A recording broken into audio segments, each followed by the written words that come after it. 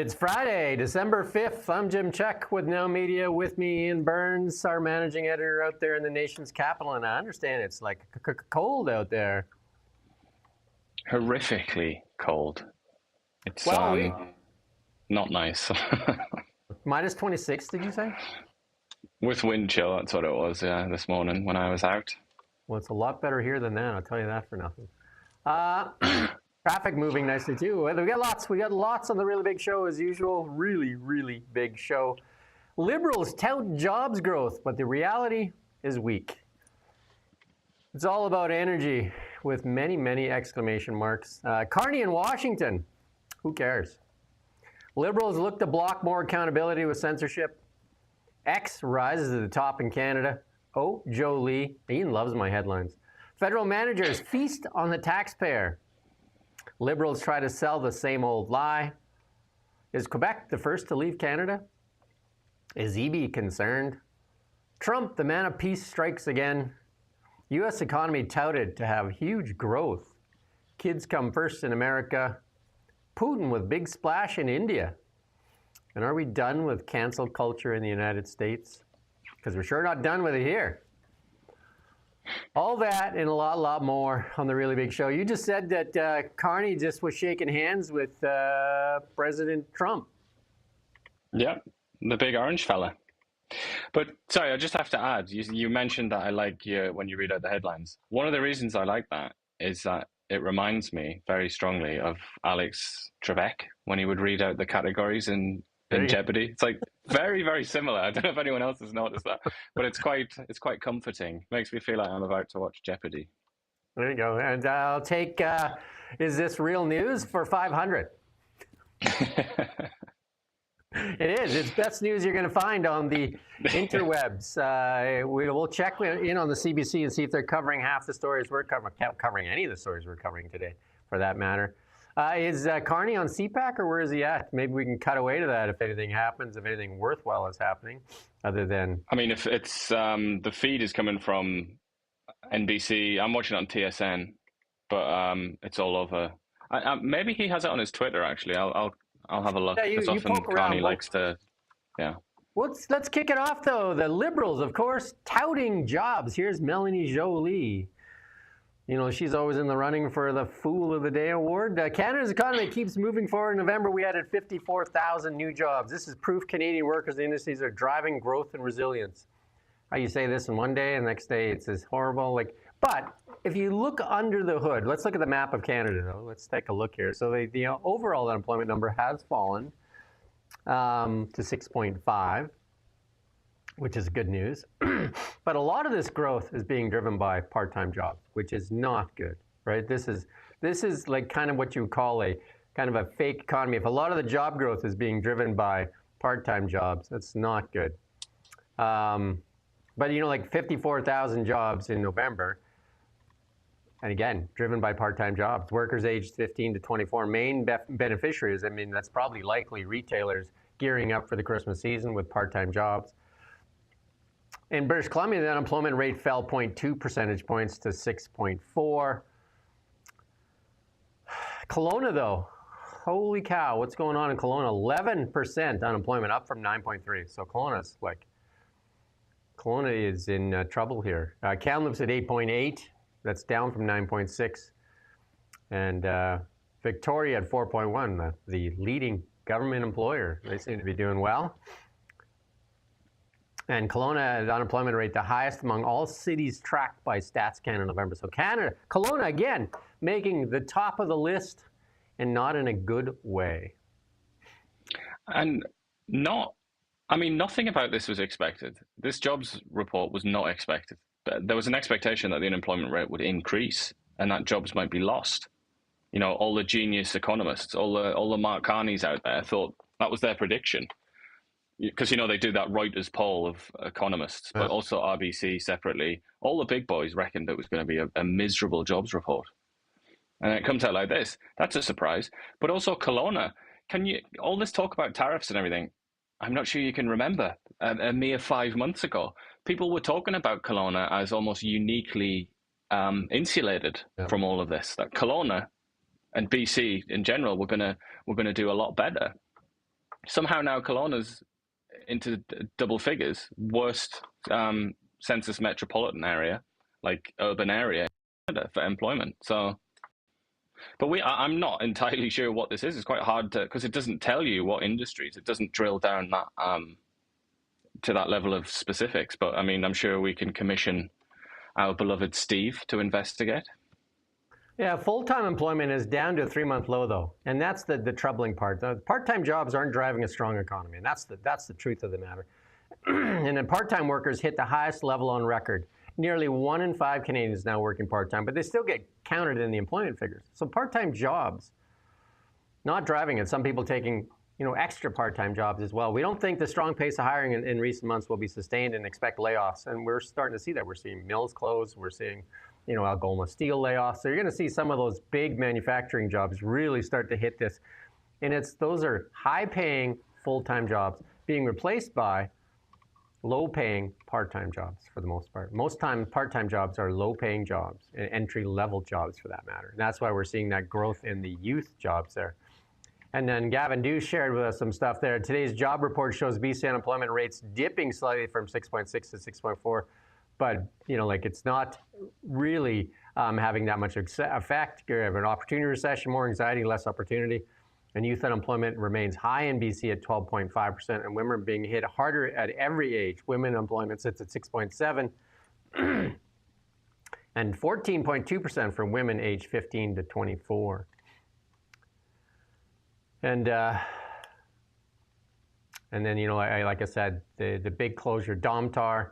That's 350 full-time, high-paying jobs, and that's going to hurt as well, right? Those are the ones that really hurt. And Bring Forest Products announced 3-week shutdown yesterday, starting December 11th, affecting 75 workers in PG, Vanderhoof, and Houston. That's the scary parts. In like Algoma Steel, 1,000 workers there. That's coming in mid-December, and then we're seeing that another, I think, an announcement in Alberta today that one of the mills in Alberta is going to curtail operations indefinitely in one of their sawmills. So, again, the Liberals touting this as a great thing, but if you look under the hood, these are not good numbers. These are not good numbers. It's just another Liberal tout. Why don't they be honest with us and tell us what's really going on? This is driven by part-time jobs. Part-time jobs over the last 3 months is what's really been driving an increase there. And part-time employment is not how you drive a healthy economy.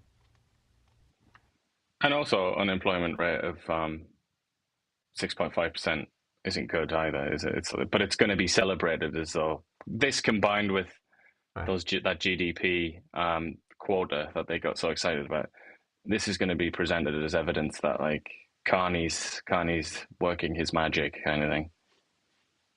Yeah, that's the thing. Why not be honest with people? But honesty in short supply. Honesty in short supply. The second part here, and then we're going to put up this chart again because this is really important. I'm going to drive this home. It's like driving the bus. We're going to drive this home so people understand it. The Liberal policies, the NDP policies don't understand this. Maybe we can convert some people to convince some people that this is what it's all about. The West has a power problem. We're going to hear from a few different people on why this matters so much. Look at Canada there. See that little red line on the bottom? That's Canada. That's not the kind of line you'd want to see on in hospital on a machine, a heartbeat monitor, and that's not what you'd want to see either when it comes to energy capacity. Here's Chamath, a former Canadian. Let's hear what Chamath has to say. Now a very successful investor in the United States and a very sharp guy as well.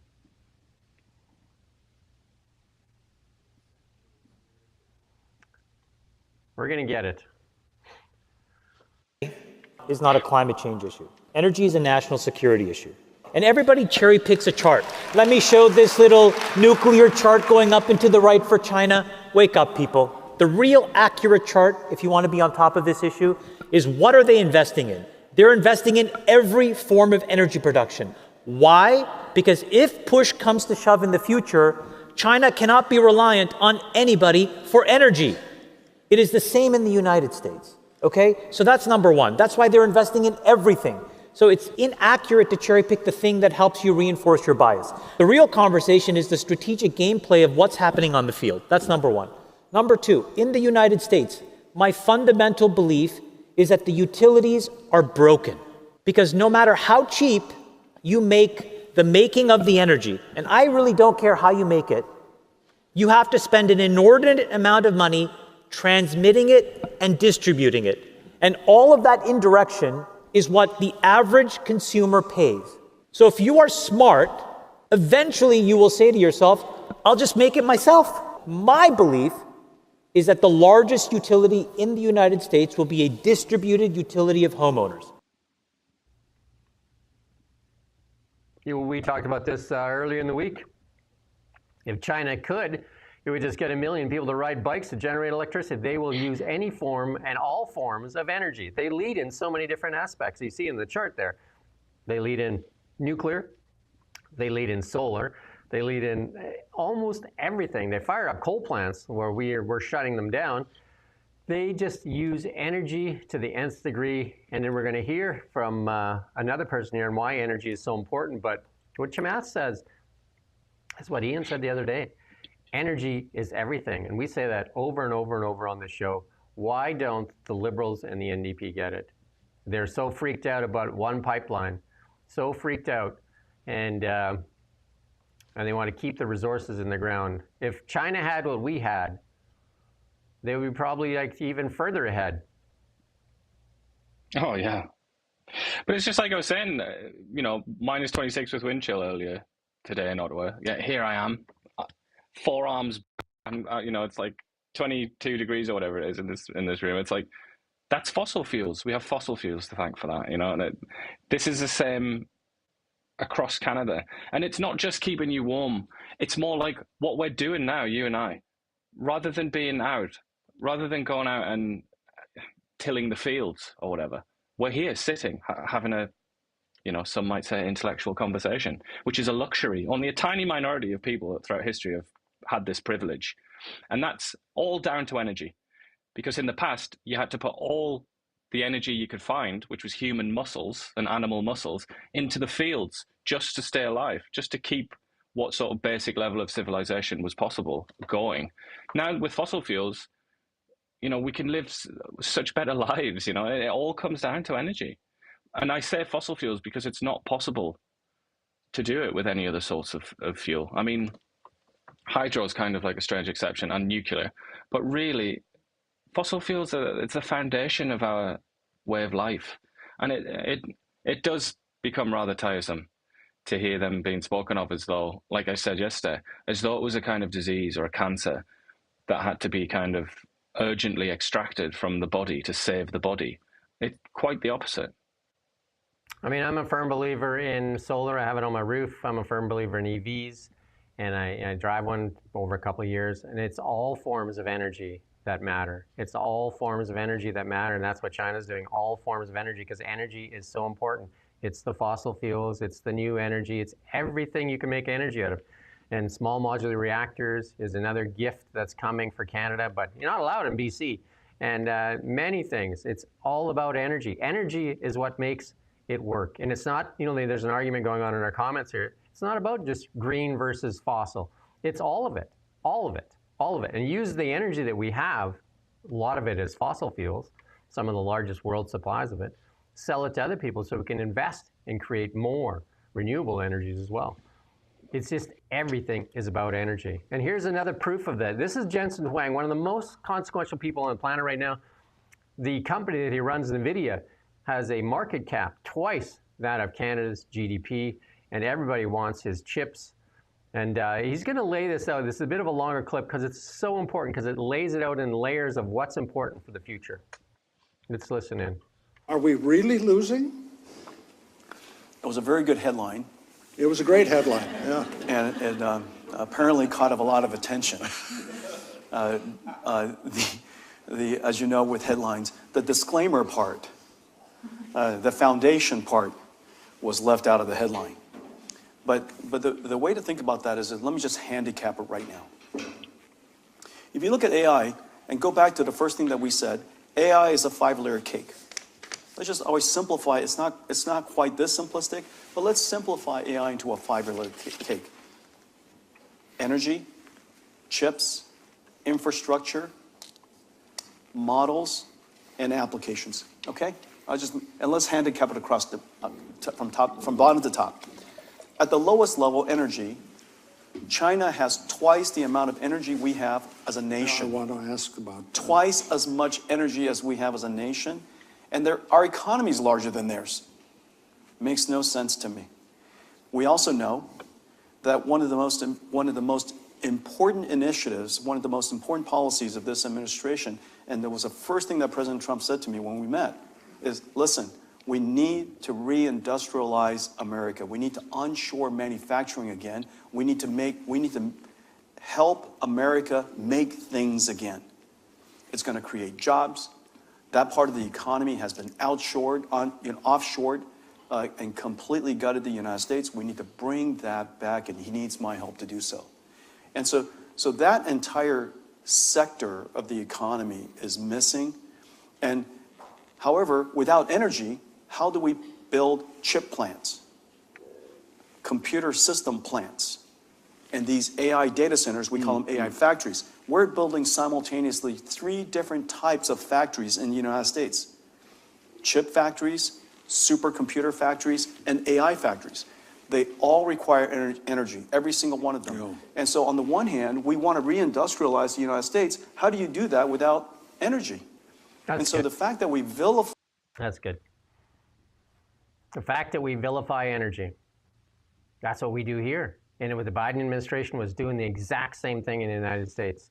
They vilified energy, and they were going on with green stuff. And I'm not against the green stuff. I think it's great.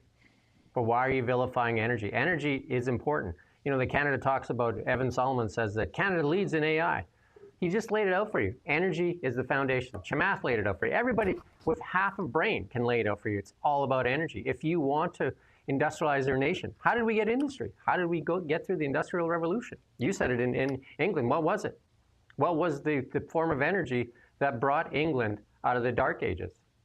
I think it was coal. Well, it's all gold. coal. Yeah.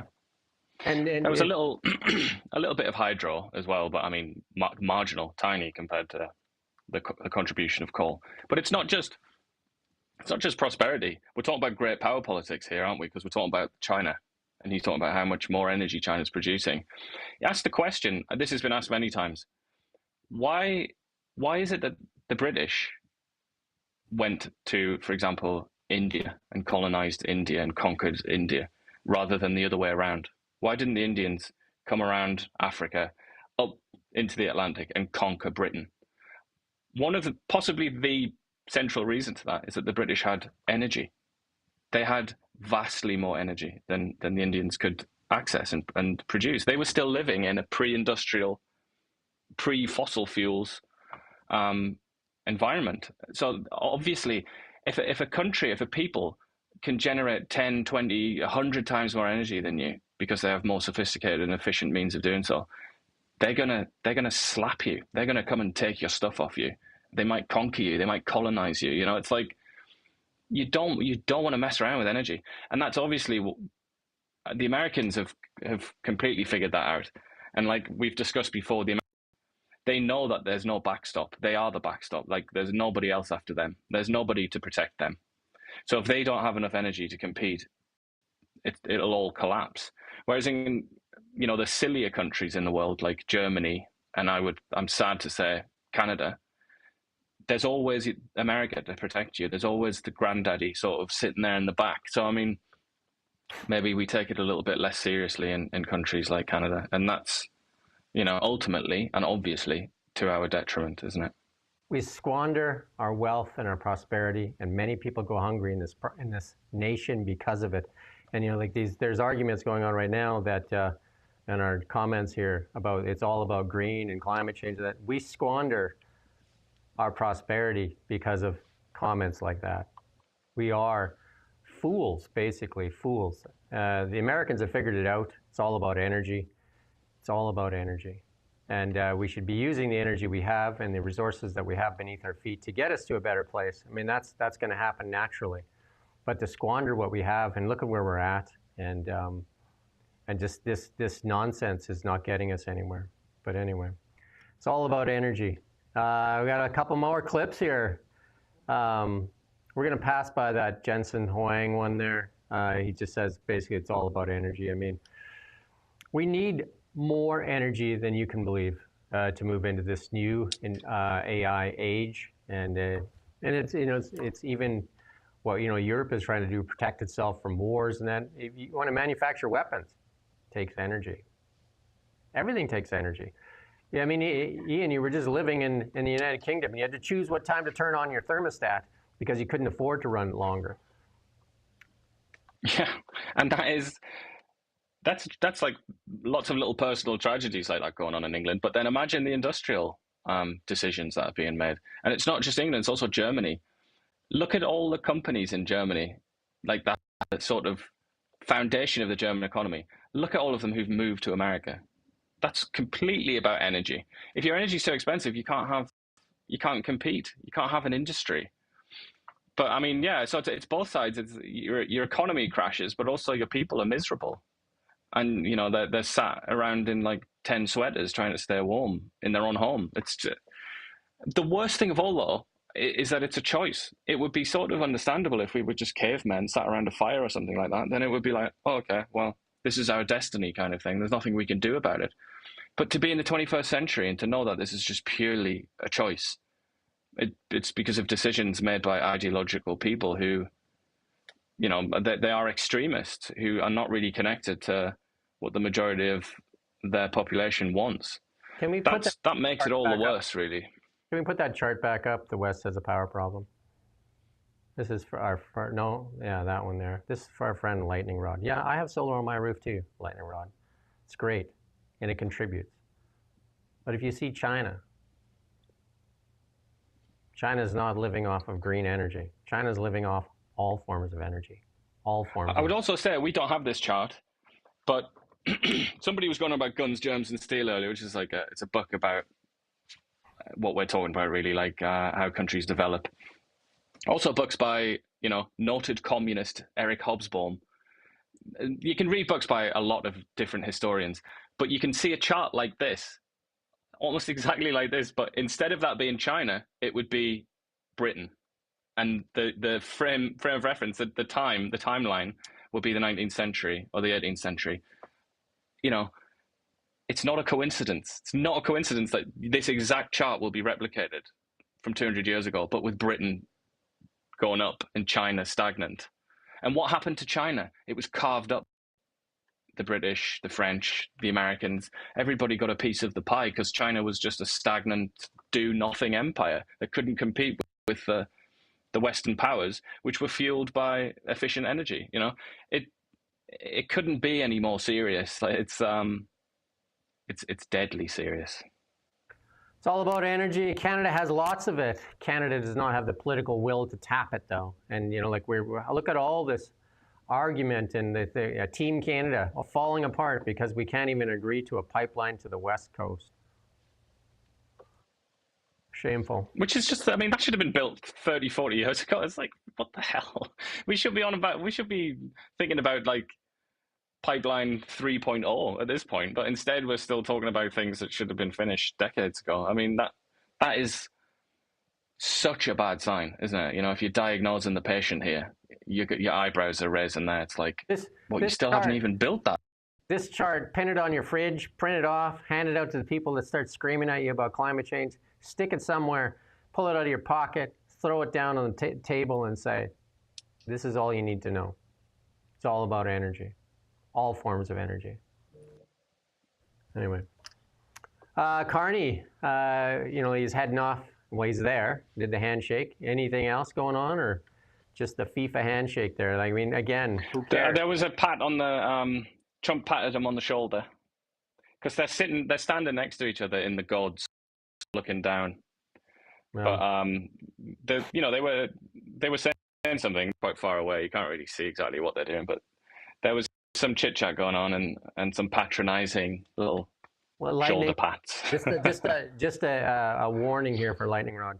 don't get into calling people names and that, because then we will have to mute you for today, because starting with pedophile and gangster and something that's not acceptable. So let's just keep it to the topic. And if you're starting to lose an argument, either just go silent, but don't get into that stuff, right? None of that, or you will be silenced for being abusive. And we don't silence a lot of people. Well, you just can't call people a pedo, because they might sue you, as well. Even if it happens on YouTube. I know that might sound ridiculous, but you can get done for defamation if you call somebody a pedo and they're not a pedo, as Elon Musk learned. We like you. Just don't start pulling out the old names like the liberal thing and just start naming people and start label gunning people, right? And that's not true either. There you go. So just stop. Just stop it. Convicted pedophile. No. Just Epstein, maybe. That's it. Perhaps who you're thinking of. He was a convicted pedo. Anyway, we won't be censored. This is MP Michelle Rempel Garner. And this is the MPs, the liberal MPs, don't like some of the clips coming out of committee hearings, because they feel like they're getting attacked from. Well, I got news for you. Stop doing stupid things. People won't say, get mad at you. MPs will not be censored in scrutinizing federal executives or management of immigration. And that her remarks followed a formal protest by Deputy Minister that criticism at committee hearings made them unsafe to testify. Stop doing stupid things. This is ridiculous. This is what this government, this liberal government, refuses to be held accountable. And they do things that anger people, and then they're saying, oh, the people shouldn't get angry at us. That's part of the job, right? People get to voice their concerns back at you. And stop with the gaslighting. Stop using that verb. Should be banned. Politicians should not be allowed to talk about being unsafe and things. Just shut up, man. I'm gonna blow my top, but shut up. Stop using that sort of language. Stop using therapy language. You are the ruling class. Can you imagine being a peasant and the nobles come up to you and it's like, I'm feeling unsafe, and using therapy language? Shut up and rule. And if you can't rule, get out of the way and let somebody who can rule do it instead. This is actual one of the problems with the Liberal Party. They do not want to be held accountable, and they will use whatever they can to stop being held accountable. And this is a problem. This is the problem. They are the threat to democracy. And when they're saying they want committee hearings censored, why? So you don't have to air your dirty laundry? Ridiculous. Absolutely. Well, just the obvious truth, the unvarnished truth is that they do have a problem with transparency. We see it every single day. Every day that we talk about politics in this country and governance in this country, we, not by our choosing, we're not looking for it, but we are drawn every single time to the Liberals refusing to release information. They don't like doing it. Surely that's evident now, even to Liberal partisans.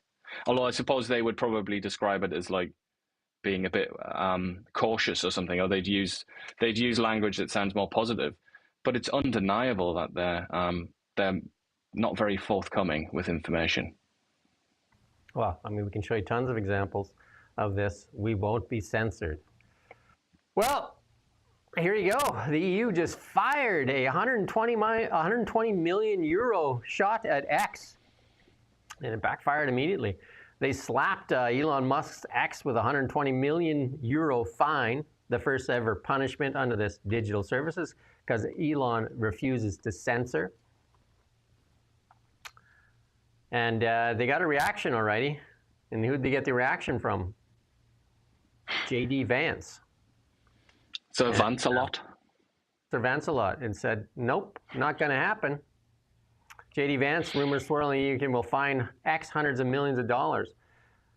And the Americans came out, we put that in yesterday, the Americans come out and saying, if you censor or go after American platforms, then you will feel repercussions for those actions. And there's been, this is hardly new, is it, or an exception especially from Vance and this whole administration. They are not going to tolerate this kind of thing from Europe.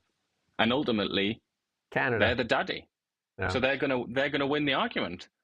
It's almost like one of those arguments between a parent and a child, where it's like the parent just says, this is my house, I pay for you, I'm your parent. It's when it comes down to it, that's what the Americans can say. And at that point, we've seen already several times since Trump's second presidency started, the Europeans fold. They always fold because they are the child in this relationship, and they'll fold again on this. I'm certain of it. I'm going to have John Carpe on later today from the Justice Center for Constitutional Freedoms. We're talking about this kind of stuff. And if Canada would probably be doing more of this, like listen to in the committee hearings, the Liberals don't want this out there in the public.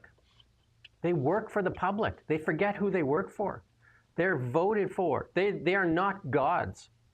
They are not gods. They must answer to the public. And Mr. Rodney now, I have to, he's gone off on one. He said to deny that Mr. Trump is not a convicted criminal. I mean, I don't think you meant to write that. But anyway, you're saying that we've said he's not a convicted criminal. That's not what I'm talking about. You said he was a paedophile. There's no evidence that he's a paedophile. Yeah. I mean, there aren't even accusations, as far as I'm aware, that he's a paedophile. Paedophile is, a child rapist or something like that. That's not what Donald Trump is. You're talking about those felonies for whatever it was, campaign donations or whatever. That's not being a paedophile. What are you talking about? You know what I find, though, is when people start losing arguments about energy and different things, they start bringing out the label gun. The label gun. Now media is conservative. Now media is biased. Well, no, now media is trying to tell you the truth. It's all about energy. You don't like it. That's the problem. Talk about the energy thing instead of just pulling out the label gun. Label, label, label, label, label. Anyway. But also, at least get it accurate. Well, anyway. What's the point of calling Donald Trump? What is the point of calling him a paedophile? It's like, you call anybody a paedophile. You have to get it right. Get the name calling right, at least. Nonsense. X. Uh-oh. Now the leading platform for news and magazines in Canada. I said this a long time ago. X is where it happens. We saw that yesterday. John Rustad announced his stepping down from leadership. Where did we find out first? We found out on X. He changed his profile. Kamala Harris conceded the election. Where did we find that out first? X. It all happens on X. X is where it's at. X marks the spot. And of course, there are people that don't like that. But that's the truth of the matter. That is the truth of the matter. Trump's now on stage with the World Cup, if anybody's interested. Looking quite funny with a medal around his neck. We're not going to get into debates on Trump's convictions, Lightning Rod. Just leave it alone. We're done. So you can talk madness all you want, but we're not going to engage in it. There you go. Here's our friend, Melanie Joly. Let's listen to her. We've been working with the company to make sure that they were adapting their business model. And that is why we've provided this fall $400 million to the company, and Ontario also provided $100 million. And the goal was to make sure that the company would get through these months while they were working on pivoting and adapting their entire operations. We've been working with them also on a new beam steel plant and also a new plate steel plant in order to support the housing sector and also the defense sector. And we think that through these investments, there can be more jobs that come back to Algoma, and which will be the case for many steel plants across the country. We also think that our Buy Canada policy is working. Algoma has now received orders from Irving shipyards and also from Seaspan, two important shipyards across the country. You mean the shipyards that you didn't give the BC Ferries contract to? Is that the shipyard you're talking about, Seaspan? The one that you gave it to China? Is that the one we're talking about? Buy Canada? Is that the one? Buy Canada? Odd. Yet again, though, she looks so flustered, doesn't she? She looks so hopeless. I mean, it's almost got to the point now where she needs to be put out of her misery, doesn't she? It's becoming painful to watch. This Stellantis thing is absolutely one of the biggest scandals going on. They said read the contract, didn't read the contract, and Stellantis saying they've lived up to their end of the deal. And now, here's Melanie Joly saying they served them. Let's listen to this clip here.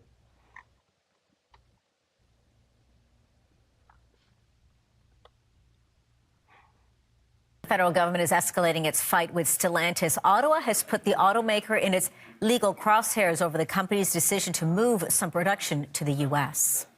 I'm formally announcing that we're serving Stellantis with a notice of default under the contracts.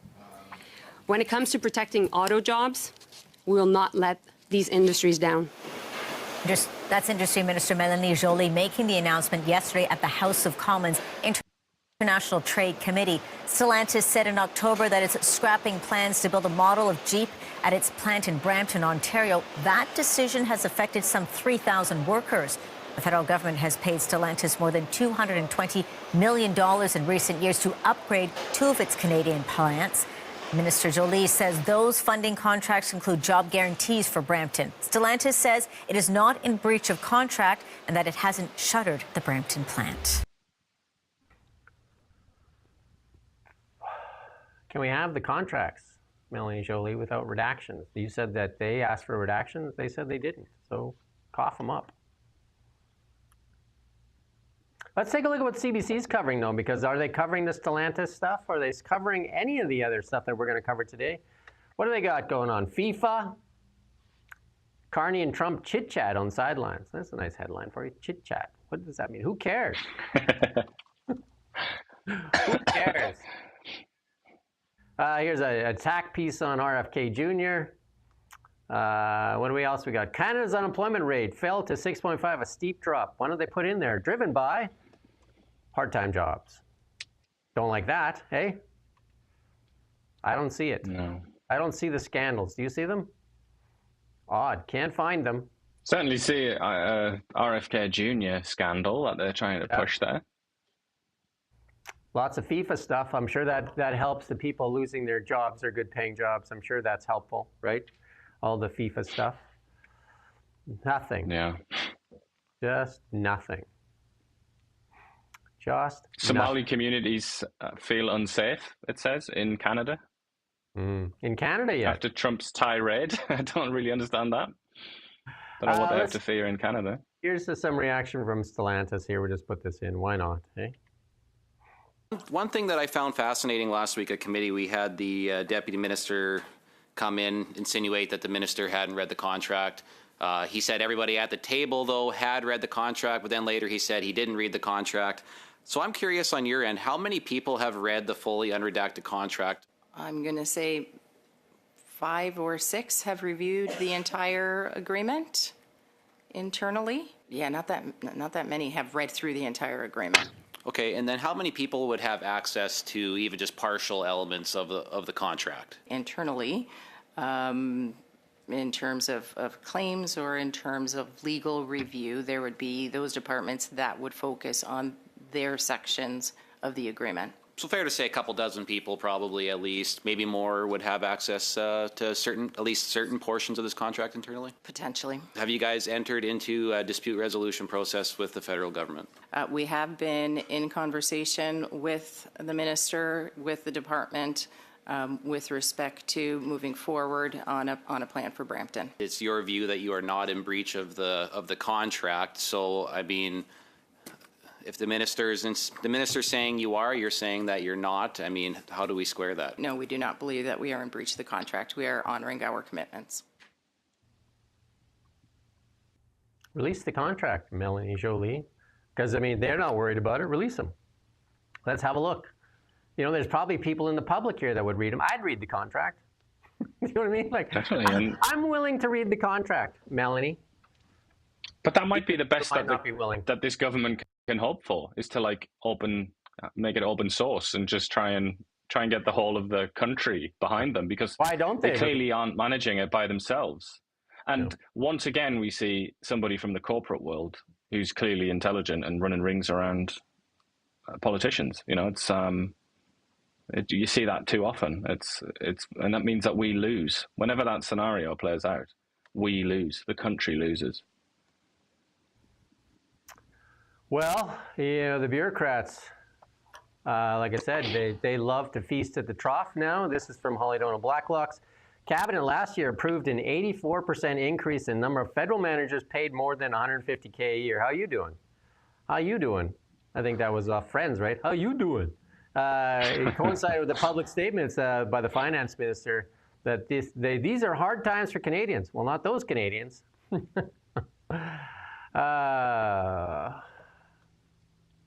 kind of amazing as well. The funny thing is they can thrive and prosper in the uncertainty, the lack of clarity about what it is they do. In many cases, what these jobs are, man, like they're just time servers. They've just been there for ages. They don't even, they're not worth it. I'm sorry to say, guys. Here, this story is on CBC. We didn't see it though. Maybe it's coming later today. Number of executives paid from 150 to just under 200,000, a buck under 200,000. Last year grew from 7,200 to 12,971, an 80% increase. Executives paid more than 200 grand. Ready for this? More than 200 grand. This is federal bureaucrats grew from 860 to 994. Executives paid more than 250. Ready for this one? Nearly tripled. Tripled.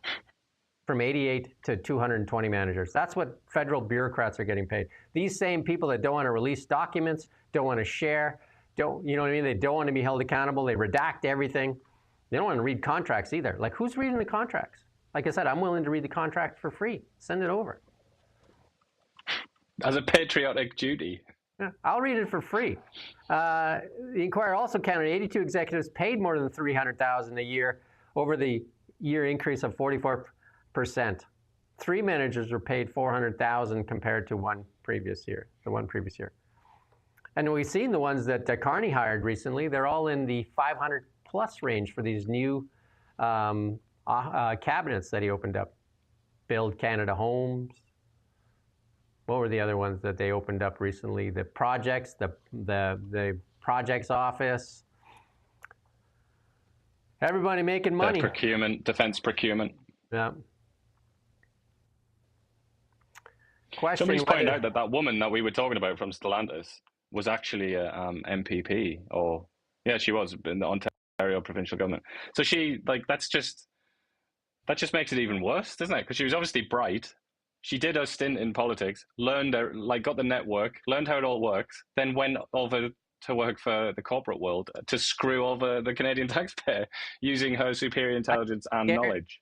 While we sit here with Melanie Joly. Melanie Joly is our champion who goes into the ring.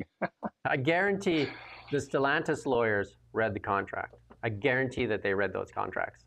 I guarantee it that they read the contract. I guarantee the person. I'd say there's a possibility that they wrote them. I guarantee the person that signed the bottom of the contract for Stellantis read the contract. Where it turns out, whose signature is on the bottom of the contract? I'm assuming that it was, the person in charge of the cabinet there. Whose name is at the bottom of that contract? Ask them if they read the contract. Because if they didn't, that's financial malfeasance if they didn't even read the contract that they signed and obligated the Canadian taxpayer.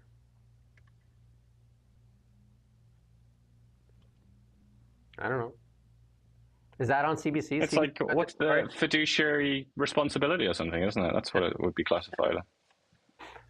Well, hey, no coffee time for a month. Managers at Shared Services Canada at the Federal IT Department recommended canceling coffee breaks for a month due to Ramadan. Access to information records show estimated 100 of, just under 10,000 employees identified as Muslim, though not all were observant. Avoid scheduling lunches or informal coffee breaks and chats, as this could unintentionally put your Muslim colleagues in uncomfortable position. That was Ray Edwards, then Chief Equity and Inclusion Officer. He wrote that in a staff email. Managers should avoid making assumptions. No coffee for you. Absolutely ridiculous. I mean, why is there a Chief Equity and Inclusion Officer anyway? How much do you think he gets paid? How much do you think he gets paid? I think it probably six fat figures, maybe beginning with a 2 or a 3. Maybe more than that. God, maybe it begins with a 4. Challenging for Fool of the Day is our friend Gary. Let's listen in to what Gary has to say. Sonia West, Sanja TV, FYI Media. My question is for the Minister of Public Safety. Criminals, by definition, do not follow the law, but the assault-style firearms compensation program asks them to surrender their guns. How will this stop organized crime and extortion, and is it worth taxpayers spending hundreds of millions if it mostly affects law-abiding owners? we are taking a number of very important steps to get guns off our streets. It starts with criminal code amendments that Minister Fraser is putting through the House as we speak. It starts with Bill C-12 with respect to a stronger border, along with our $1.3 billion investments at the border. We're adding 1,000 new RCMP and CBSA personnel to ensure that our borders are more secure, and we tackle the issues around transnational organized crime that works to make sure that guns are off our street. The assault-style firearms compensation program is an additional measure that we have been working on. It prohibits 2,500 firearms from our streets. It essentially are assault-style firearms that are meant to cause maximum harm to individuals. These are not the type of firearms that are used for hunting or other types of leisure activity. These are lethal weapons that we're taking off our streets. In the context of all the things that we're doing, what we want to ensure is those who have licensed firearms are able to get compensated for firearms that they're unable to use in their future. So that is essentially what we're doing, compensating them and making sure that they're not out of pocket. And it is a program that is needed in the context of all the work that we're doing around making sure guns are off our streets. He is way out of his depth. He has no idea what he's saying. He is way, way, way out of his depth. And how he still has his job after that leaked audio, it just shows you how much the Carney Liberals care about what the Canadian people think, because this guy should not be there. And this whole program, well, I can't even remember the numbers now. They escape me. How many millions of dollars have been spent with no guns already turned in? It's absolutely ludicrous. And then we talked about it, where all the guns are coming through. They're coming through sea cans, like full of drugs and guns. We've interviewed people. They're full of guns and drugs. And then they're asking the regular licensed gun owner to turn over their guns when they're doing nothing, really nothing about the illegal guns. It's absolutely just a waste of Canadian taxpayer dollars. And that same template is applied areas, isn't it, where you kind of persecute law-abiding people for no reason, while the real problem just goes on, uninterrupted.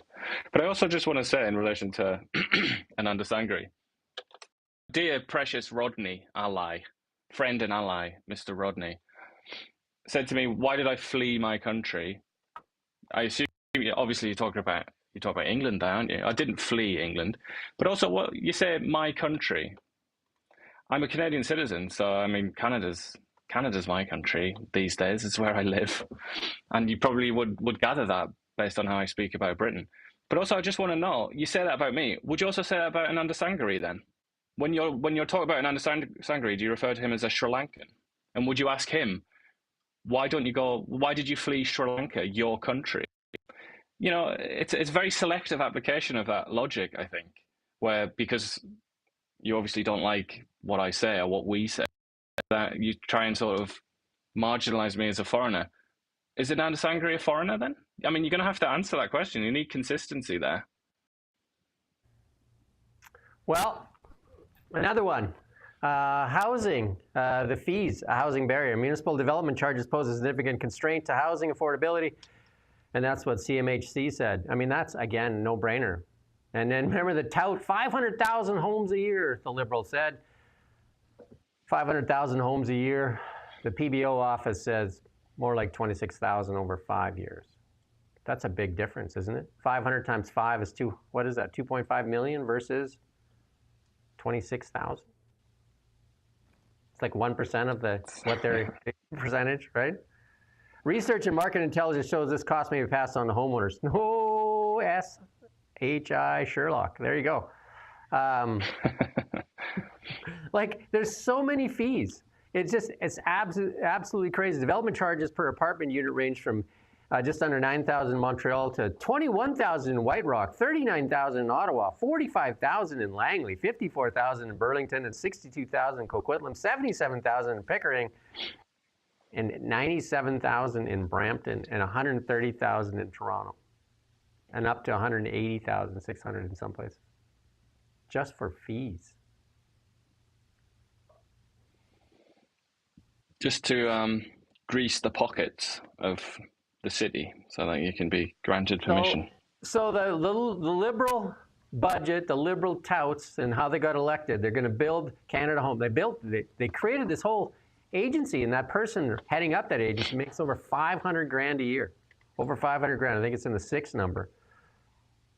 And they're supposed to build 500,000 homes a year. And here's the PBO's office saying, no, you're going to build 26,000 homes in 5 years. And now here's CMHC saying, not going to happen. Cabinet has targeted the construction of 3.9 million homes beyond ordinary construction rates to restore affordability, a level that will require a minimum 650,000 starts a year.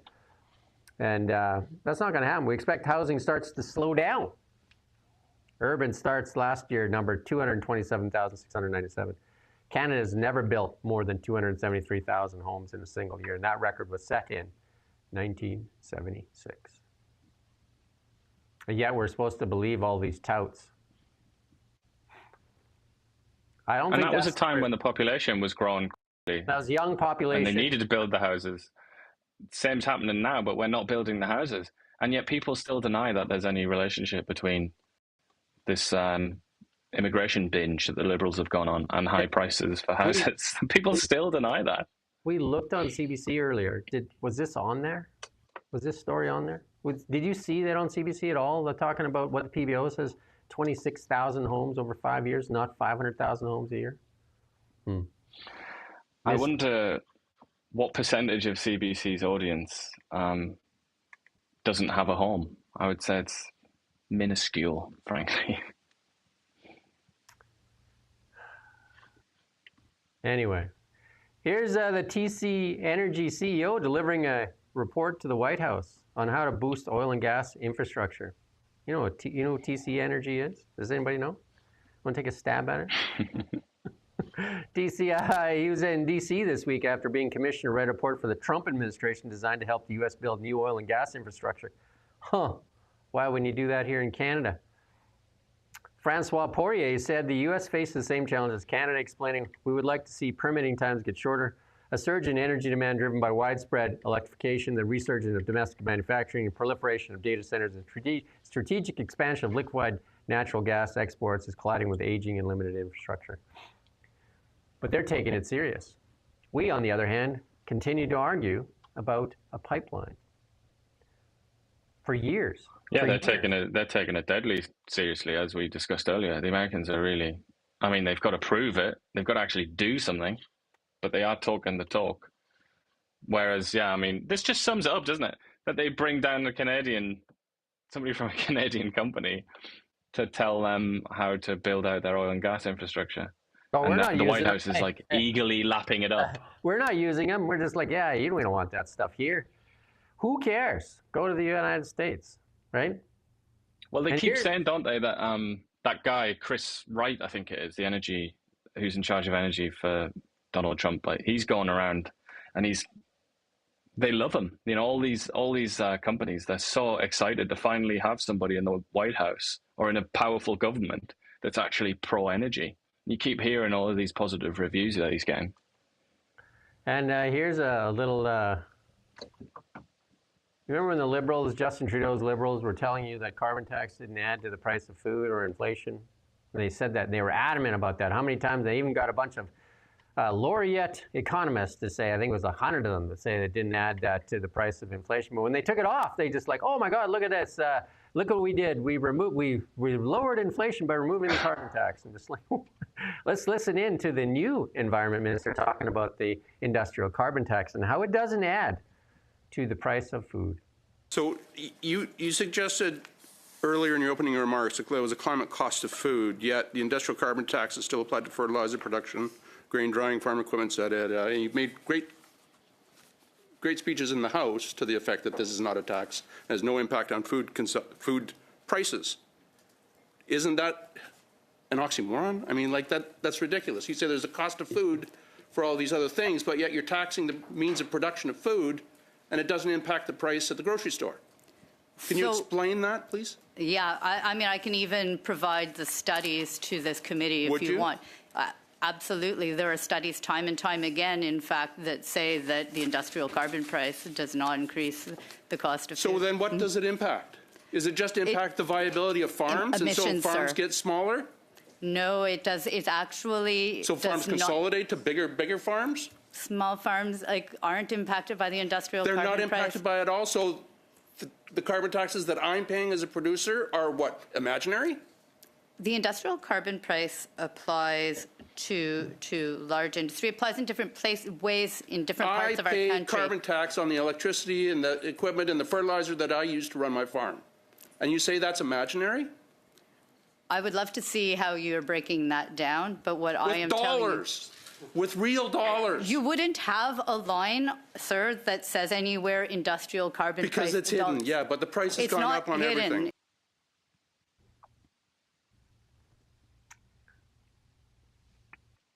I don't even know what to say. I don't even know what to say. Like, there's an industrial. It reminds me. I feel like I'm back. I feel like I'm back at high school or something. That's the sophistication of that woman. What is that? What are we watching there? That's what I mean. What is infantile behavior? And then, like in a couple years, we're going to hear that they removed the industrial carbon tax and the price of food has gone down, and we should all applaud them. This is the same argument they made on the carbon tax. How many times did we listen to this, and how many times did CBC tell us that the carbon tax did not add to the price of food and did not add to inflation? How many times did they tell us? And they had then studies.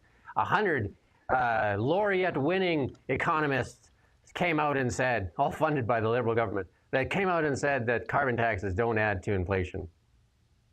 Wasn't it 100 of them? Nobel laureate. Something like that. Probably the same. Probably also vote in that group with also the group that said immigration doesn't increase house prices. Oh, immigration pretty much the same set of people. Hey, immigration doesn't affect healthcare either. Do you know what I mean? Like, you bring in 1.5 million people, how does it? Yeah. Or anything for that matter. All it does is bring nice food and happy people. Is this story on CBC? No. So if you want to be like, if you, they're making you question your sanity. The common sense thrown right out the window.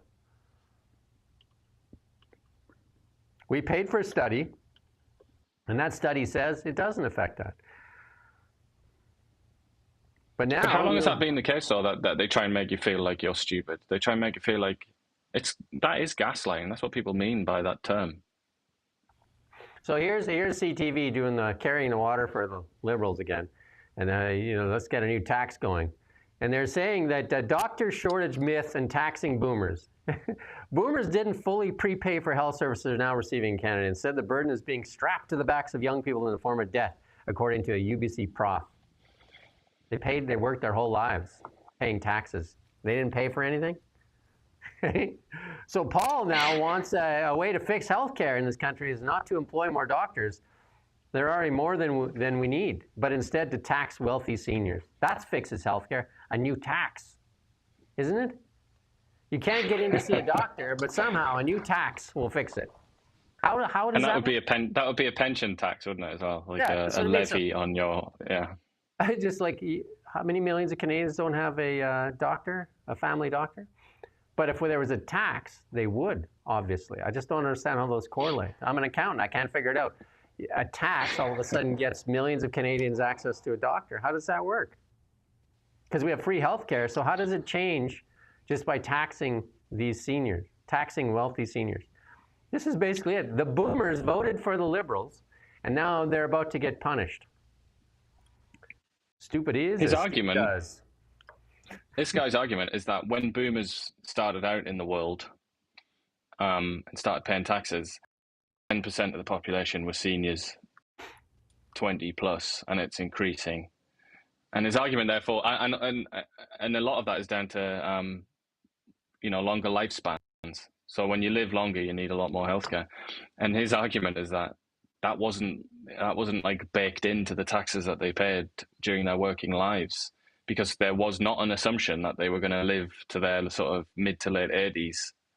And that they were going to represent 1 in 5 or 1 in 4 of all Canadians. But it's like the idea, it's strange how he then gets to we should raid their pensions, basically. That's kind of. But how does the guy? I get what that's you're the logic saying. of it. I get what his logic is, but how is taxing them increasing access to healthcare? Yeah, maybe. We don't need more doctors. Build more, it says. We build don't, more hospitals or something. It says, Is it? says, We need to read a study in more depth. It's like clownish. Just come back to new tax, new tax, new tax, new tax, new tax, new tax, new tax. But also divide, lots of division, isn't there? Where it's like old versus young, men versus women, and so on. It's more divisive. Very often we have to be cut up into groups, don't we? Which ignores the fact that a lot of these boomers, so-called, that's almost a slur nowadays, isn't it, boomer?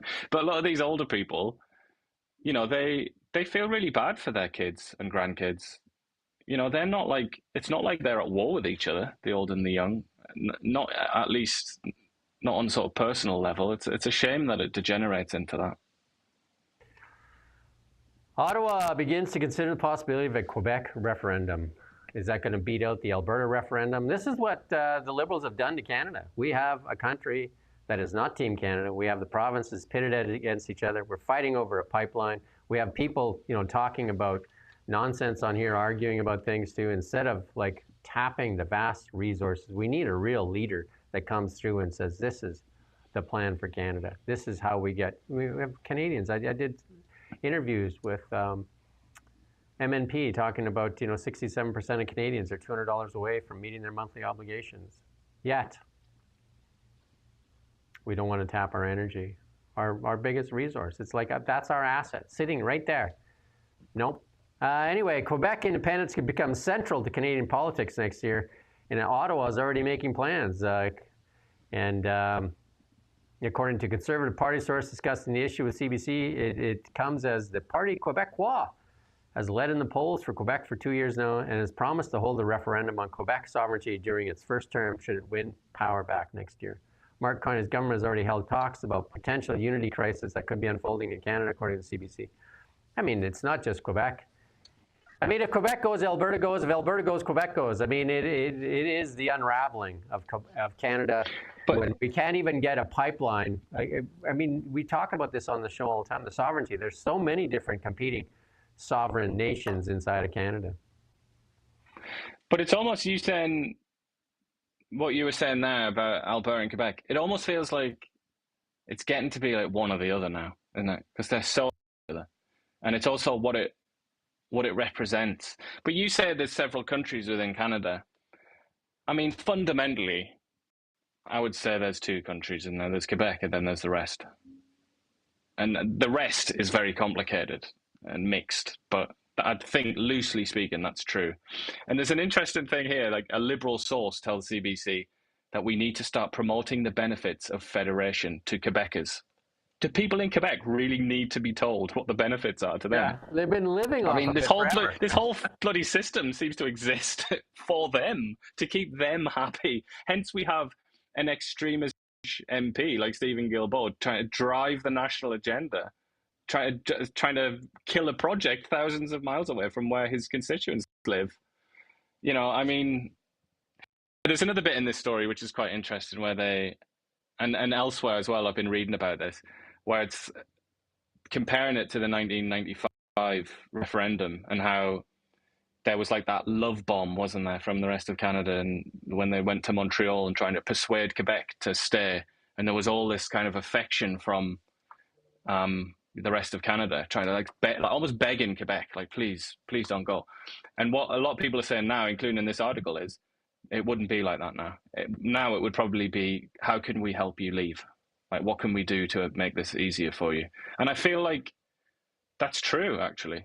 But just based on my own sort of experience of life in this country and speaking to people in this country, I don't think that there's much interest at all in keeping Quebec in Canada. Like, if it came down to it, I think a lot of people would just say, all right, bye-bye.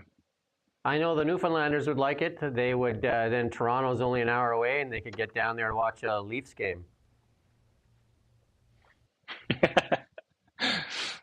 Well, that would be one of the biggest questions, like what would happen to the maritime provinces, but that's an old Newfoundland joke. Figure it out. That's an old Newfoundland joke. The banks making out like bandits still. The banks making out like bandits. A lot of them with record earnings. Imagine that, eh? Record earnings. If you're still paying monthly banking fees, you need to stop. There's apps like Wealthsimple, and I turn young people onto that all the time. Wealthsimple. You can buy gold there, you can buy Bitcoin there, you can buy fractional stocks at zero transactional cost. You get free banking, and they have a checking account, and they have a credit card now. Why are you paying banking fees? Because look at the money they're raking in there at the banks, at the big banks, making money hand over fist, right? Hand over fist. And it is money for nothing, isn't it? Quite literally. The banking is, if you're an employee there, my wife used to work there for like 10 years or 11 years, I don't know. More for less. They always want more for less. And there were so many deductions on her paycheck when she worked there. It was crazy. And more for less. I mean, they are the Canada's like top institutions. If you look at our stock market, they're in the top there. Yeah. Next to Shopify. Yeah, Wealthsimple. That's where we got some BC news for you, though. Live from the Now Media Newsroom. After the BC news, we got lots of really good international news, so stick around. We got lots of good stuff left here. And this is most of the Conservative BC standing behind Trevor Hall there. There you go. He's the new interim leader there. Let's listen in there. Trevor Halford. Halford, that's right.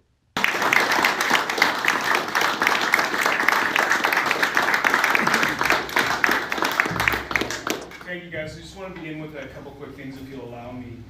Number one, you'll see that not all of us are up here today. We do have some people that are away. Actually, a few people have actually left. They had leave to attend Christmas concerts with their kids, which I'm looking forward to going to mine this weekend. So, but we're feeling good. And but I did want to take this time, really. I've known John.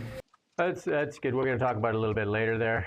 But yeah, I was just reading the Twitter thing there, Trevor Halford. And then here's some reaction from the Vasica Palace and their power play. And they had on there the Premier, the old Premier Christy Clark. Maybe she's eyeing up the job again. But let's listen into what they have to say. It's hard to overstate how wild a swing it's been since the election in BC, Corey. You've run a lot of campaigns. The story out of that election was David Eby almost lost. And the story now is he might be in such a good position, he wants to go to the polls much sooner.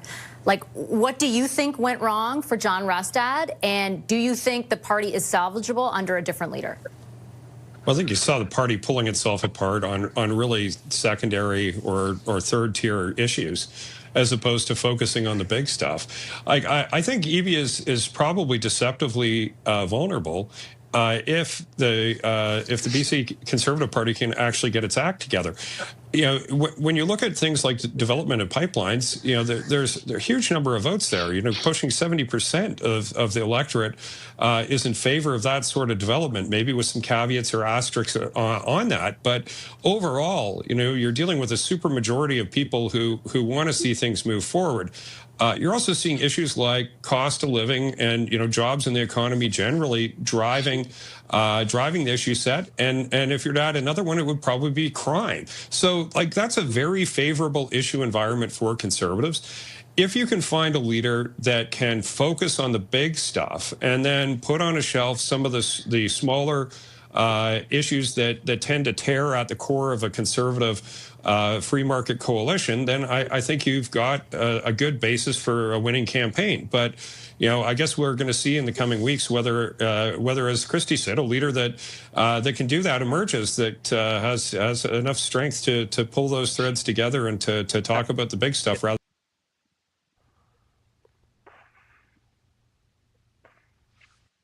70%, I did interview Gavin Dew yesterday as well. We did talk about a lot of those issues, and you and I hashed over John Rustad's climb up, and then the fall down, and where he may have made some missteps. you and I interviewed Jonathan Kay as well and say they need to find somebody that can pull this fractured party together. And that is that conversation I had with Gavin Dew yesterday. It's a good interview. You can go watch that as well. So they need to find that. It's a hard task, isn't it? Yeah, you need to find a leader that can pull all of that together. Because, there is some fractures. Eleanor Sturko, I think, maybe one of John Rustad's biggest mistakes, booting him from the party. A very strong voice and probably a leading contender for leading the party. And, I did ask Gavin if they've had discussions with her, pulling her back into the party. And then, there's Amelia Bolpe that was like shamed out of the party, really. And then, there's these other fractures that happened on early. I think there was 3 of them. They formed, or 2 of them of those 3 formed One BC, and then there's this new party, Center BC, and that party probably has not much leg to stand on now when they start this. Well, it depends on who they pull in for a leader. And then the question I asked Gavin is, there's a danger right now that John Rustad pulls another fracture and takes the loyalists, because there was a few people not standing there because they're loyalists and they didn't go to stand there.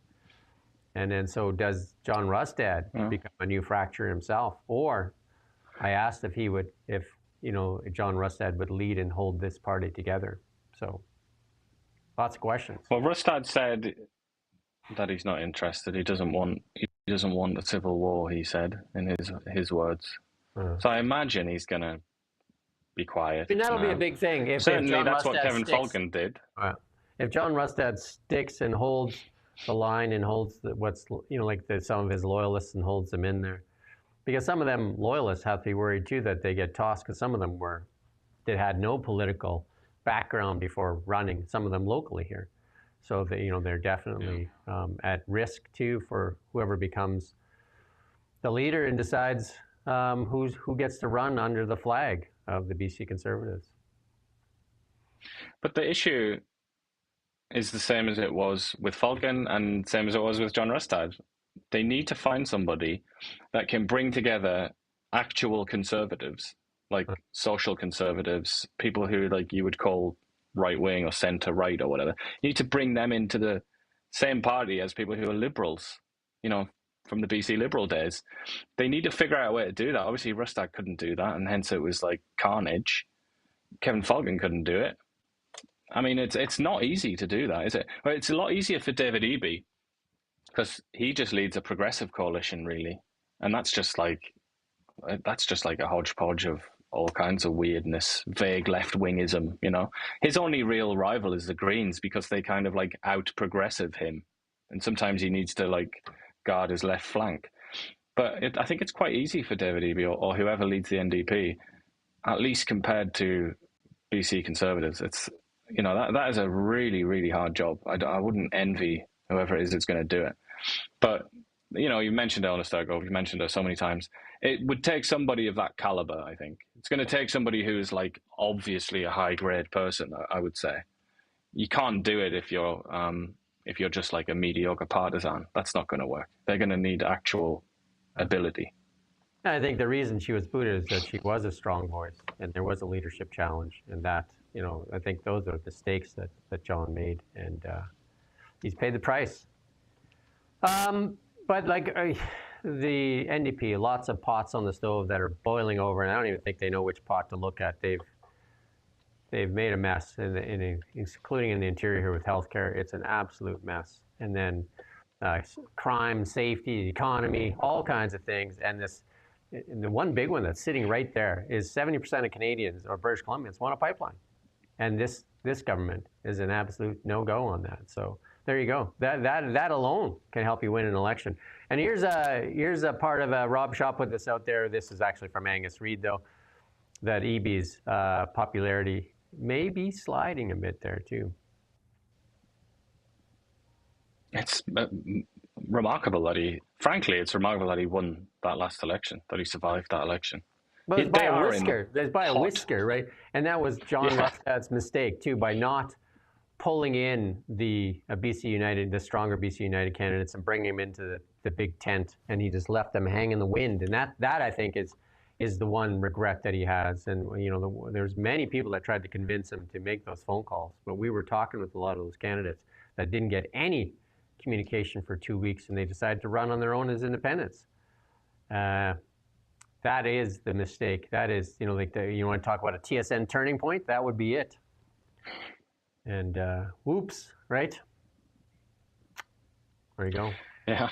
But as, you know, as Corey Ten Eyck, I believe his name is, Doug Ford's campaign manager, as he said there on CTV, such an interesting way to phrase it, but he said it's an issue-rich environment for the opposition in British Columbia. Yeah, and that's like an excellent way of putting it, isn't it? It really is. Like, you can kind of just throw a ball and you're going to hit some kind of massive issue in BC because the province is in a pretty, you know, dire state right now. So, yeah, I mean, you can't complain. Whereas, like, for example, for Pierre Poilievre, it's a lot harder, isn't it, to push against Carney right now. He's in the ascendancy, and that's a much harder task.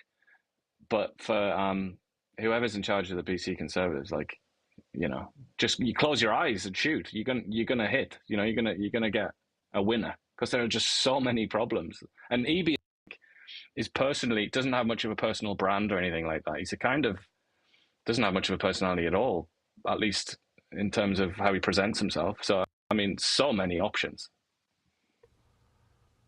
Yeah, and then this one here from CBC, it was wrong why Richmond, BC residents weren't told about First Nation. We've covered this lots. I've interviewed Jeff Moyse, constitutional lawyer, Aboriginal law expert, on worked for the 6 different governments here in BC on Aboriginal law and a lot of the treaties that were settled. And the property owners weren't notified. Eby said he didn't notify them because he said that the properties weren't in jeopardy. But you read through this and it said even the courts were told. I'll let you talk on this. Go ahead. Yeah, even the judge said, you know, if you want to go ahead unilaterally, and he said anybody in this case wants to go out and reveal it to the public, on you go, do it. And they didn't, obviously. The city of Richmond or the province, I'm not sure the federal government was in on that one, were they? But nobody did anyway. Nobody released it. And then the lawyer who's doing the case for the plaintiff here, the it was so strange. Lawyers are such a funny breed of people, aren't they? But his comments, which are on the record, he kind of says, I don't think we should tell the homeowners because doing so would, in legalese, he said, doing so would sabotage this case. It's like, and I don't want to do that. And that for some reason, I don't understand what they were thinking. Particularly the province's lawyers, they just said, well, we don't like this. We want to bring the public in on this, but we're not going to tell them. We're not just going to do it, even though the judges said that we could. Just such strange behavior. And they really should be in hot water for that. Because this is in 2017, by the way, they were talking behind the scenes about these people's homes, and they were arguing in abstract legal terms about whether it really concerns them. Can you believe that? As far as I'm concerned, they are the only people who this concerns. The people who own the property that's going to be affected. But for some reason, these overpaid maniacs in a courtroom were saying, it doesn't really relate to these people. I mean, why is that even a discussion, whether it relates to those people? Just the strange world of the law, you know, and lawyers. There's things that they get up to. Such a strange set of people. We're going to move on to our international news, and we got that murky background in our live shot there. It's actually a murky day here in Kelowna. It looks like really snowy and wet and murky. It is snowing out there, actually. Snowing out there in Kelowna. Well, that's better than minus 25 in Ottawa, though. But I think it might be minus 15 or 10 or something now. It's warming up a bit, but yeah, it's still bleak. Let's move on to our international news here. Live from the Now Media Newsroom.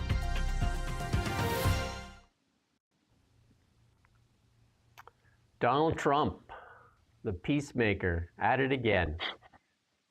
Let's listen in. Here is another nomination for the Nobel Peace Prize. Biggest vote of thanks goes to President Donald Trump. No one was asking President Trump to take up this task. Our region is far from the headlines.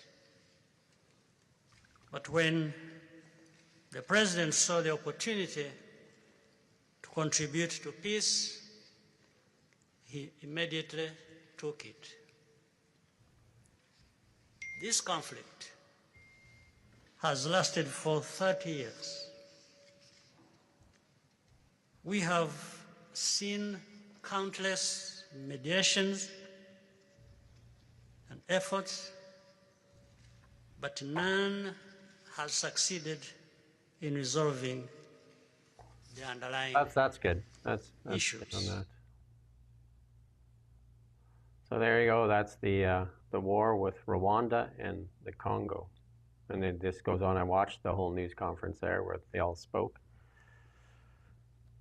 There you go. Another, his next meeting, he's going to, talk about how many wars he stopped. And he has been a factor in many, many wars in this world. The one that he can't seem to stop is the one in Russia. We're going to talk about that a little bit later here. Let's listen to this on the prediction for growth in the United States next year for 2026. That we've seen and we've studied over the last couple of weeks is that when there's a government shutdown, then the things that we economists call the soft data, the survey data, tend to really, really tank because everyone's in a terrible mood because Washington can't work and the government shut down and they're worried about how bad it's going to be. But the hard data are what do people actually do with their lives, with their pocketbooks. And so, for example, we just saw the best Black Friday ever. People went out getting ready for the Christmas holiday shopping season, feeling very, very optimistic about the economy. As we go into next year, don't forget that all the people who have no tax on tips, no tax on Social Security, who are going to be able to deduct the interest on their car loan if they buy a car, all those things are kicking in big time as we go into next year. That's why Secretary Bessent and I are both very confident that we're going to be looking at growth in the 4 numbers for the first half of next year. So, I mean, I talk about leading and lagging indicators. The leading indicators in the United States are all positive. The leading indicators in Canada, I would say, are all negative. And it's a tale of two nations right now. And, some of the things they're doing in the United States, I mean, if I was Mark Carney, I would just copy them. Like this thing with no tax on tips, no tax for seniors. What a boom. Here we're talking in Canada how we need to punish our seniors.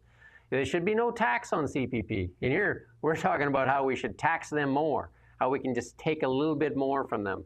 And in the United States, exactly the opposite when they're saying no tax on security payments, and no tax on tips, and no tax on overtime. Like, these are things that drive people to want to work harder, not disincentivize people. And then no tax on buying a new car. Imagine how that would spur people to go and buy a new car. Right now, you're probably paying interest payments. You bought a new car, didn't you?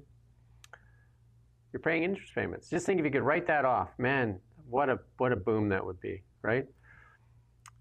Absolutely a tale of two nations. And this guy here, like, compare him to Jerome Powell right now. Like, this guy is projected to be the next Fed chair. I mean, that's a cheery, happy-go-lucky kind of guy. Look at their stock markets, on fire, absolutely on fire. And AI, they lead the world in AI, and they have it's all about energy. If you go back to the beginning of the show, it's all about energy. And what does their energy look like? Drill, baby, drill. I don't know. Black Friday, one of the biggest days of the year for retail. What's that? Ian muted himself. Ian, you muted yourself. We got a little clip here from Pete Hegseth there on drones. Can't hear you, Ian. Drone dominance is a billion-dollar program funded by President Trump's Big, Beautiful Bill. It is purpose-built on the pillars of the War Department's new acquisition philosophy, a stable demand signal to expand the U.S. drone industrial base by leveraging private capital paired with flexible contracting built for commercial companies founded by our best engineers and entrepreneurs. Drone dominance will do two things: drive costs down and capabilities up. We will deliver tens of thousands of small drones to our force in 2026 and hundreds of thousands of them by 2027. That's good. I will soon be meeting with... That's good. You there now? You back, Ian? I hope so. Can you hear me? Yeah, we can hear you now.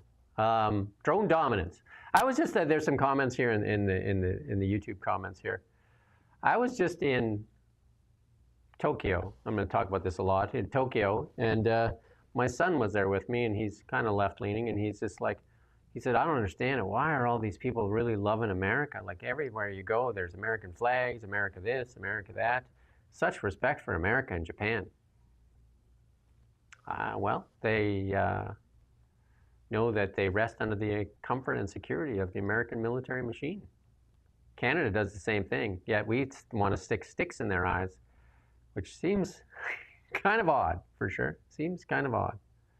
But Tokyo, I was there for 10 days, no homelessness, no drug stuff. And I walked around at 3 in the morning and felt completely safe. I don't feel safe in Kelowna at 6 p.m. So there you go. Do with that what you will. This is huge, and this is something that they could do for Canadian youth. Financial literacy, I talk about it lots. We need more financial literacy. They're starting to teach it in the schools in Florida.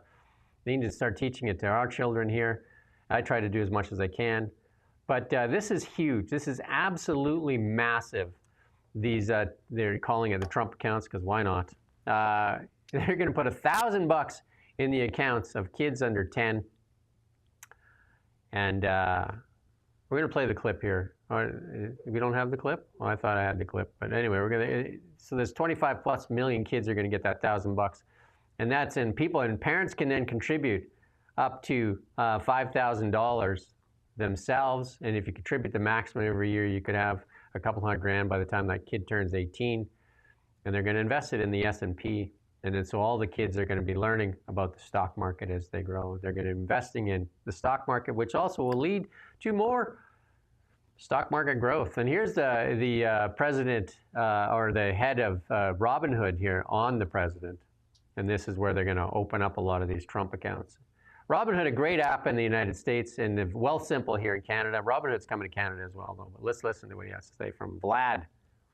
How do you think this is going to get implemented? How easy is it? And are you, how involved are you? I saw you were quoted in the Journal article, I think, about this. Yeah, so there was an event at the White House to announce the creation of this initiative as part of the budget reconciliation bill.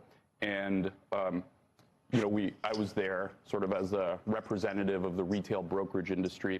I've talked to the president about this personally, given him my assurance that I care a lot about this, and Robinhood's ready to give technology resources, operational resources, put our best people, because we'll get you with Scott Besson and get this whole thing. Well, I think this is super important, particularly now, because getting people from a young age to buy into our free market system and be owners of America, I think that could solve a lot of the problems that we have brewing. Absolutely huge. Game changer. Absolutely massive. This is absolutely massive.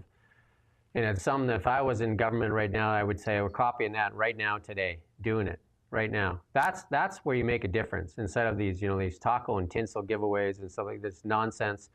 And what we have is a government that's not serious. And that's absolutely massive for young people to get them involved. And I did it with lots of people I know. Get them into Wealthsimple, and I say, instead of buying that $9 sugar-based coffee drink, buy $9 worth of Microsoft, $9 worth of Tesla, $9 worth of Google, whatever. $9. Even if the stock goes into half, you're still $5 ahead. And your body will like you better than shoveling that garbage into your system. Instead of going through the drive-through, buy $9 worth of a stock. Well, you're not getting through $9 through any drive-through in Canada. $20 for a meal. And some of the drive-thrus here. Take that $20 and buy some Tesla stock. Take that $20 and buy whatever stock you want. And you're going to find fractional stocks. This is absolutely the advantage. This is where you're going to learn this on this show as opposed to on the CBC. Wealthsimple, open an account today. We can put a link in there too. You'll get $25 to open this account. Buy a fractional stock, no transactional fees, because you know they can use some of the big banks. Even if they have a $7 in and $7 out fee, could buy a $7 worth of, I like Tesla, $7 worth of Tesla. The stock has to triple before you make any money. But with Wealthsimple, or Robinhood for that matter, you can buy fractional shares with no commission. So you get the difference. It's absolutely a game changer for young people. Absolutely a game changer. Stop wasting money on nonsense. Start buying into the stock market. Start buying into the stock market. So I say that one more time. Start buying in the stock market. Take the money that you were going to waste on nonsense and buy stock. And then you'll start to learn about that stock. You'll start to, it'll help you in so many different ways. And if you have a TFSA in Canada, that's your best vehicle. Open a TFSA account. It's tax-free. It's one of the few vehicles that Stephen Harper gave to Canadians. I don't know what the Liberals have given us other than a taco and tinsel break and a bunch of virtue signaling, identity politics, and nonsense and lying, and don't even read contracts.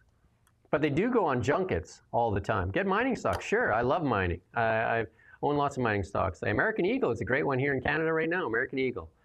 Copper stock in northern BC. There you go.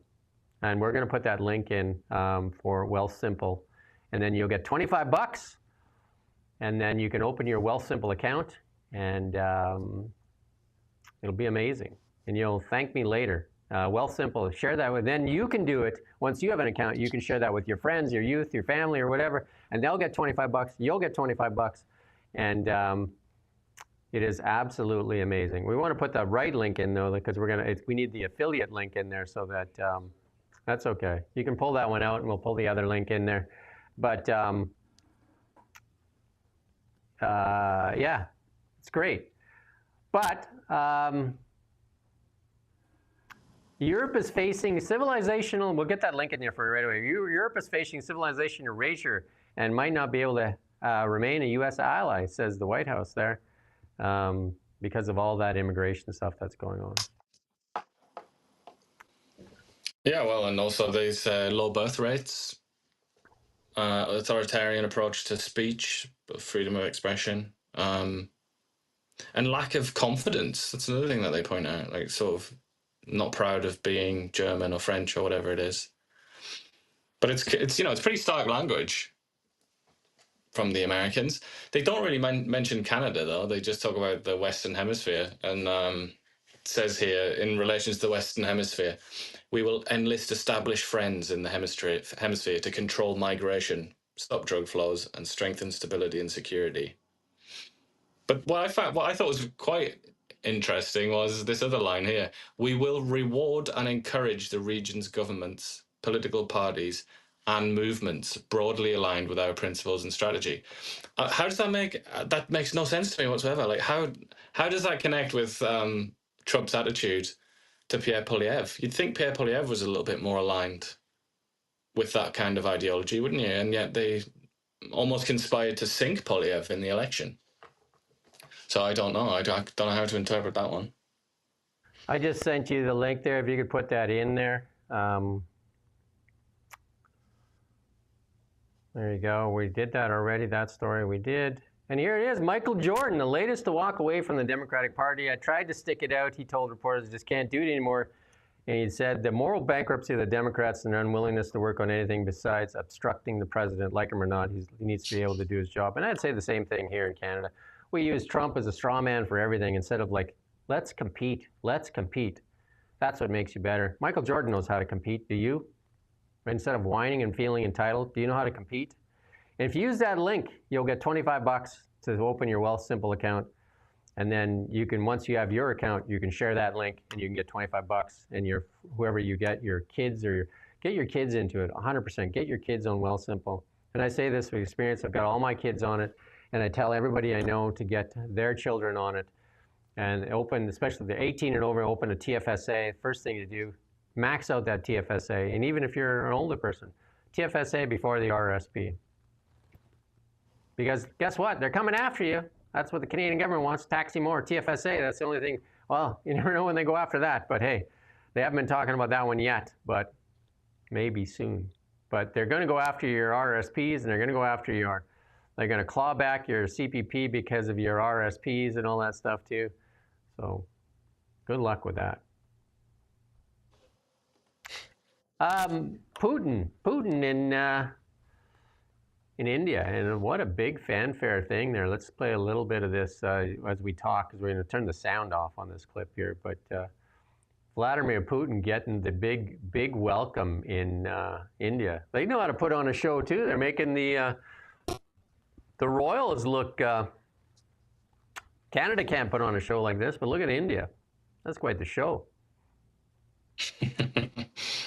Those are nice hats.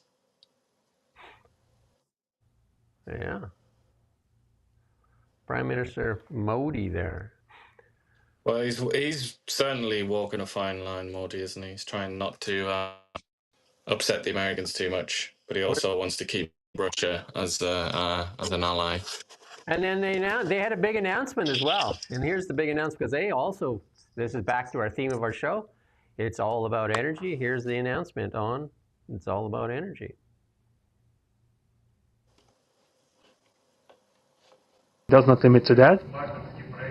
We are also conducting a flagship project to build the largest Indian nuclear power plant, Kudankulam.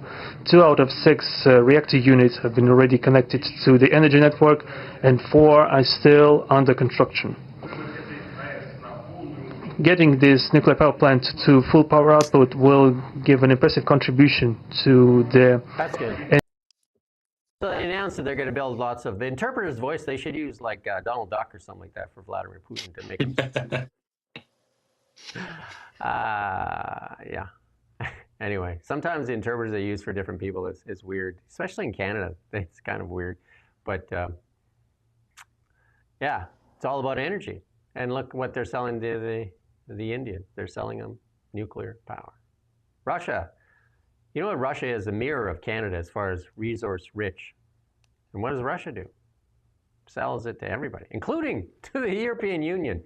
And it funds the Ukrainian war for the Russians. Who would have thought? Hey? Who would have thought that was... Well, Vladimir Putin thought that, didn't he? He was right to think that. Here's your friends, 2 of your friends, Nigel Farage and the BBC going at each other here, where Nigel Farage is being attacked by the BBC, and he's saying, best look in the mirror, pot, calling the kettle black. Let's have a listen. The double standards and hypocrisy of the BBC are absolutely astonishing. At the time I was alleged to have made these remarks, one of your most popular weekly shows was the Black and White Minstrels, right? The BBC were very happy to use blackface. Oh, and not just in the Black and White Minstrels, you did it in It Ain't Half Hot Mum as well. And what about Alf Garnett? Do you remember what he called Marigold? Do you remember the word he used to describe Marigold on not live, but on primetime national TV? I better not repeat the word, otherwise you'll all use it and say that I used it. Homophobia? It ain't half hot, Mum? Are you being served? Oh, and what about Bernard Manning? Perfectly happy at exactly the same time for Bernard Manning to appear on primetime national BBC comedy, telling jokes for which these days you'd probably get a knock at the door from our thought police and perhaps get a 31-month prison sentence. I cannot put up with the double standards of the BBC about what I'm alleged to have said 49 years ago and what you were putting out on mainstream content. So I want an apology from the BBC for virtually everything you did throughout the 1970s and 80s.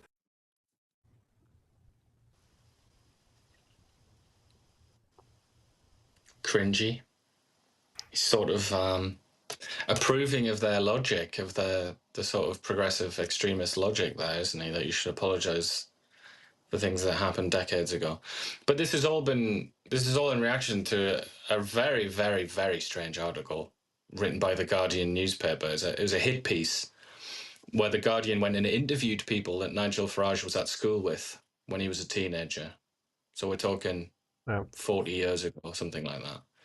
And he's alleged to have said certain things that are anti-Semitic and generally sort of racist or whatever. And for some bizarre reason, this is like leading the news. And the Guardian keeps, because I have an app on my phone, they're constantly sending me like push notifications. And it's like some random guy says, "That's bad, Nigel Farage. You've got to apologise for what you did when you were 4." And it's just so strange. I mean, it's an indication that the Canadian political scene is pitiable and very low grade, but so is the British one. You know, the British are just so pathetic, and this is such a stupid, miserable waste of time that they're busying themselves with here. But I suppose Nigel Farage is obviously sick of it, and he's trying to, like, he's doing the "no you" Spider-Man thing, isn't he? But I don't know. I feel like he's buying into their logic, though. He's kind of like saying, "Oh yeah, you should be sorry. You should say sorry for TV shows that you ran." And he's like, "Shut up, man. No, they shouldn't." For the record, I'd like to apologize to all the people that threw me in lockers when I was a high school student and bullied me, put me in garbage cans and all that, for all the mean things I thought about you. Anyway. New York Times, breaking news: Spain, Ireland, Netherlands, and Slovenia said they're boycotting next year's Eurovision Song Contest. Like, who cares? And why was that in our budget? That's my question. Why did Canada have to put that, all the things they could put in the budget? Canada put in the budget, Carney's budget, Eurovision, that we want to be a part of Eurovision. Why? Why was that in the budget? Just as a distraction from all of the misery included, all of the debt. They just wanted the headlines, and they got them, to be fair. Yeah. And where is the story on CBC on the Governor General's wanting the skating rink in her private residence there? Where is that? And then wanting to use it as getting corporations that are under federal jurisdiction there to get tax receipts. Can we create things like that? Do you want to put a skating rink in your house there, and then create a tax receipt so that you can give charitable receipts out to people and say that you're going to have underprivileged kids skate in the skating rink once every blue moon? It's absolutely ridiculous. Absolutely ridiculous. How about charging them for using that thing? Is that on their tax return? Well, they get certainly paid enough. They could pay rent, couldn't they? Absolutely ridiculous. But hey, where is that on CBC saying this is right now in a time in Canada when we're having massive deficits? The Governor General wants a private skating rink. Private. She's going to say that they're going to use it for events. A skating rink at Rideau Hall. For what reason? Put the $8 million into another skating rink so kids can play hockey practice at a rink that matters, not something that you can, and then saying things like you want to put a roof on it for climate change. Nonsense. Just absolute nonsense. You can tell the mentality of the people that are going to buy into that. We need to get a list of those people. I need to sell them something. Tim Walz whining because people are driving by his house screaming retard out the window ever since Trump called. Let's listen to Tim. Tim, he's like our Tim. Remember, the old joke was let's get Tim to do it. He is the tool man. True. This creates danger. And I'll tell you what, in my time on this, I'd never seen this before. People driving by my house and using the R word in front of people. This is shameful.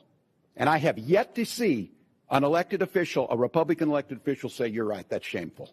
He should not say it. So look, I'm worried. We know how these things go. They start with taunts, they turn to violence. So deeply concerned.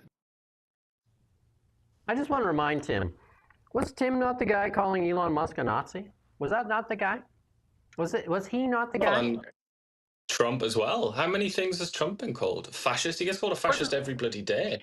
Wasn't Tim Walz the guy, though, that went on stage with his phone and said every time he's got this app and every time the Tesla stock drops, he celebrates? Yeah. This guy But is... Trump used the R word. I didn't know that was a thing. I didn't know you could phrase it that way. Against Tim Walz. Tim Walz is now saying it goes from a name calling to violence. Who wants to go and commit violence against people based on that? That's not something that's going to motivate somebody to commit violence.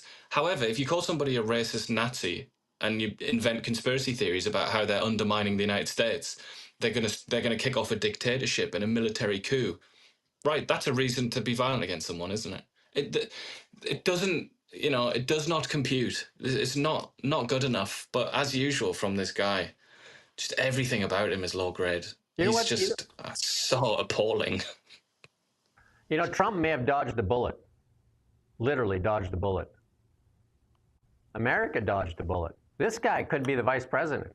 and Kamala Harris could be sitting next to him. It would have been great for Carney and the Liberals, because this whole green scheme would be still going on, all this stuff, and China would be laughing and rubbing his hands together. This guy has, the IQ of I don't know. Not very. A pea. A pea? But he could also, bear in mind, Tim Walz, if they'd won that election, he could be president by now. Kamala Harris could have drunk herself into a coma and been incapacitated, and then Waltz the Wally would now be the president.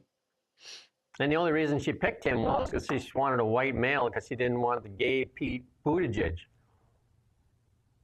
Well, something about, it was like appealing to straight white men, like the tough American male. It's like, that's he's going to do that. That's the guy.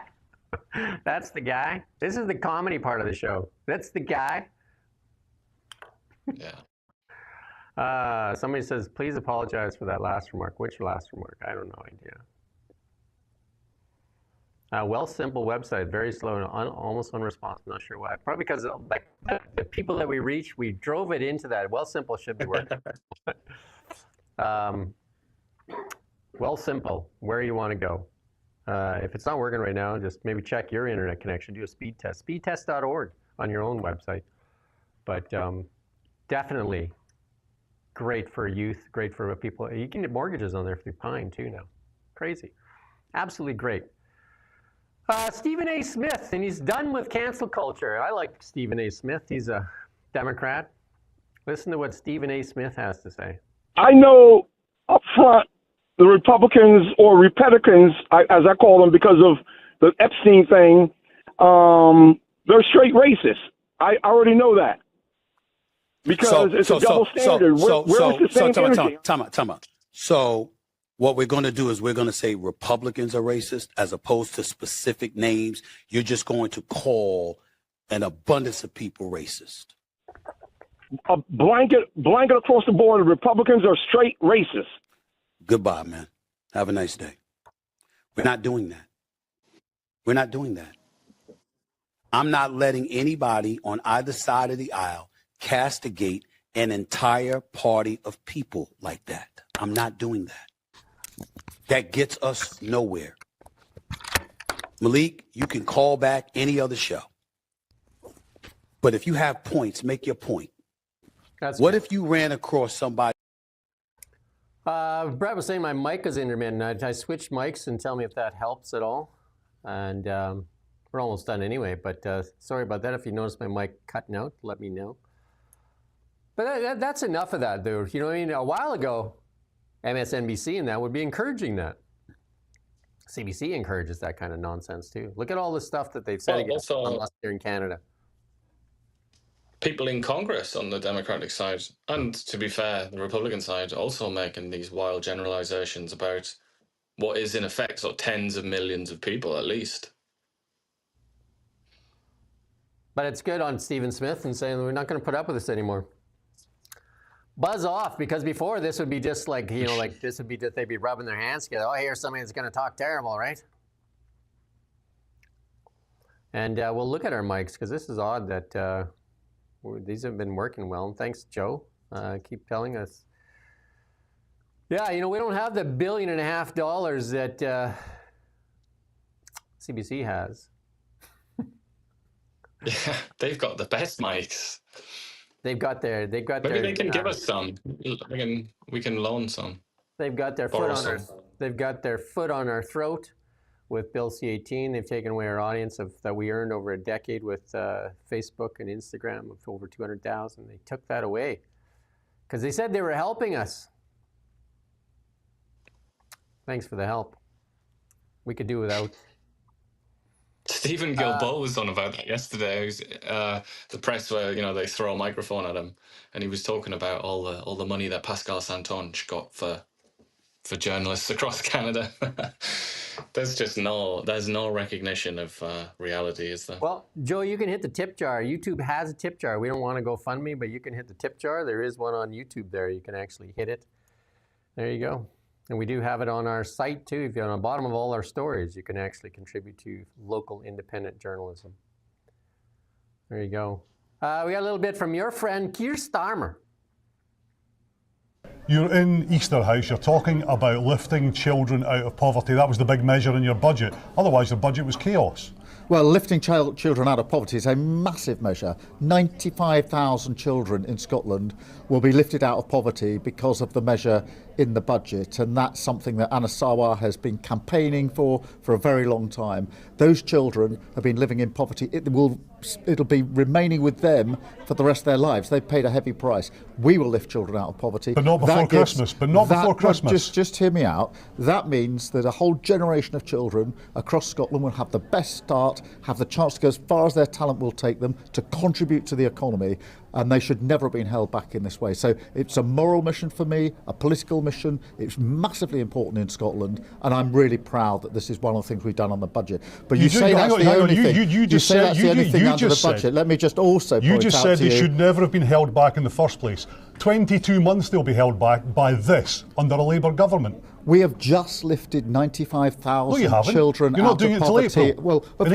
Well, of course we need the time to make the necessary changes, but it's You've April had 18 next year. months. It's as fast as we can possibly do it. You could have done it in last year's budget. Just hear me out. 95,000 children lifted out of poverty with one stroke. Keir. Come on, Keir. It's so much better with a Scottish accent, isn't it, when you're harassing a politician? You could have done it 18 months ago. You didn't do it. You could see Keir Starmer was like freaking out there. He didn't know what to do. We're just going to go to the last photo. We're going to leave you with this last photo because we're banging on the door of 2 hours here, actually. It's snowing like crazy here in Kelowna. You can see it in the background there. Snowing like crazy. Traffic's still moving, though. But here's our last image we want to leave you this with. Turns out, while I was in Tokyo, my friend was there as well, or just got there. And he's traveling with Katie Cringe. Is that her name? Katie what? Sorry, did I get that wrong? What was her last name again? Is it Katie Cringe? What's her last name? It might as well be Katy Perry. She sometimes calls herself Katy Perry, but Katy Cringy is better, I think. Yeah. Katie Cringe, the astronaut, and the actor. The actor and the astronaut. That's pretty good, the actor and the astronaut. He acted like the Prime Minister for 10 years. And his good friend, Chrystia Freeland, said that he wasted 10 years on identity politics and virtue signaling. And now look at that, he is like a rock star. He's dating former girlfriend of Russell Brand.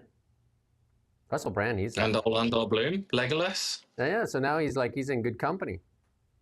Look at the comparison of the skirts, by the way. Maybe that's a low blow, but I just find that quite interesting.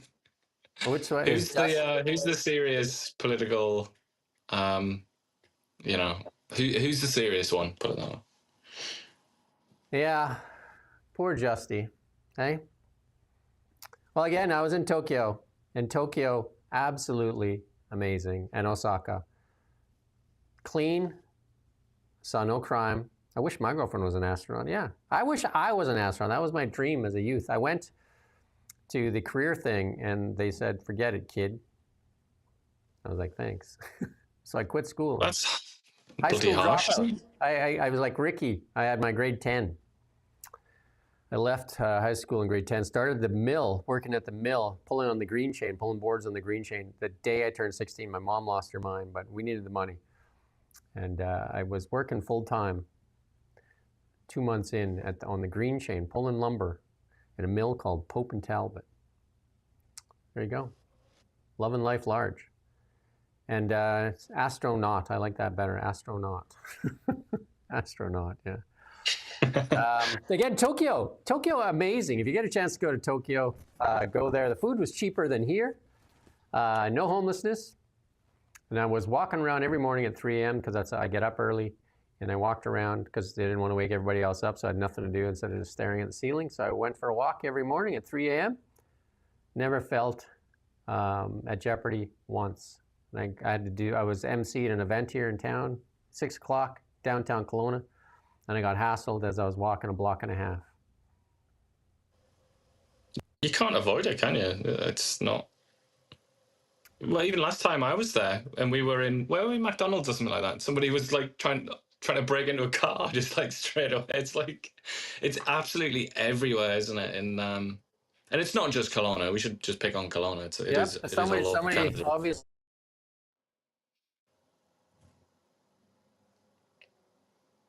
Your mic's gone, I think, Matt. Oh my, we're gonna need to get some. How about now? Yeah. How about now? I worked at the Pope and Talbot in Midway. That's correct. Somebody asked about that. Yes, I worked there. Started the day I turned 16. Pulled boards on the green chain. How's that? Anyway, we're gonna have to get a new budget and get some new mics here. Luckily, we got a couple spares here. But anyway, that's our show for the week. We're here every morning at 9 a.m. If you could help us get this out to more people, that'd be helpful. You know, because if more people listen to this than the CBC, maybe we'd have a more honest and productive government, because right now they don't want to be held accountable. We can see that. They don't want to even be held accountable for anything. So, and the CBC sure isn't holding them to account. CBC, the propaganda arm for Canada, for the Liberals. And why would they hold them to account? They are their benefactors. Yeah. That's where they get money from. They slop at the trough. They slop at the trough, and like the stories that we cover here, you're not going to find on CBC, because why would they? Because they're embarrassing. They're absolutely embarrassing. I do have John Carpay later this afternoon. John Carpay from the Justice Center of Constitutional Freedoms. That show always does extremely well. John Carpay in at 2 p.m. live on Now Media. With that said, we'll see you Monday morning sharp at 9 a.m. and I'll see you later this afternoon if you want to sit in with John Carpay and myself. That's at 2 p.m. Until then, have a great weekend, and be careful out there if it's snowing and it's cold and all that kind of stuff. And it's all about energy, right? It's all about energy. Print that chart off. Especially now. Do that well simple thing. You're going to absolutely love it. Well simple, man. Eastern time, no, Pacific time. Pacific time, 2 p.m. Pacific time, and so Eastern time, that would be 5 p.m. Live around the world, Now Media. All right, that's it. Peace out. Report the news. We live here too. We're your neighbors, bringing you stories that matter to all of us. No government funding, no outside influence.